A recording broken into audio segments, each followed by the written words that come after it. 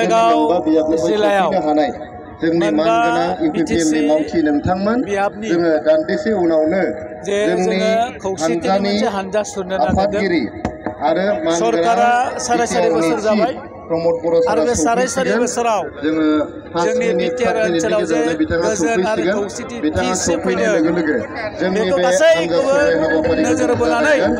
जों दिनै गसाइगाव साब डिभिजनाव गोजोन खौसेथिनि हानजा सुनो नागिरदों बेखौनो बेजों जों फोरमान नागिरदों फैबाय थानाय समाव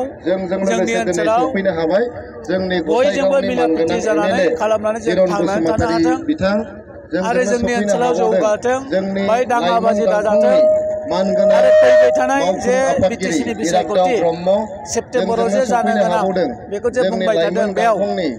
जाहाथे मोजाङै पिसफुलि जाहाथे इलेक्सनाबो जायो दा बेखौनो आङो बयखौबो बिटिआरवासि रायजो राजाखौ आं खावलायगोन जोंनि गेजेराव जौगानाय फैथों अनलायलायनाय फैथों आरो बे साराय सारि बोसोराव जोंनि बे ओनसोलाव खुनु दावराव दावसि दांगा हांगा जायाखै बेखौनो बयबो हारि माहारिफ्रा दिनै बयबो बुंदों जे बेयाव पिस जाबाय जौगानाय जाबाय जेराव पिस जायो बाव जौगायो दा बेनिखायनो दिनै जों भाई इयुथ लाइमोनफोरखौ लानानै मोनसे खौसेथिनि हानजा सुरगोन गसाइगाव बाजाराव आरो बेनिफ्रायनो जोंनि बाव सिपसार फैगोन आरो आं बुंगोन बेनिखायनो दिनैनिफ्राय 2020निफ्राय दिनैसिम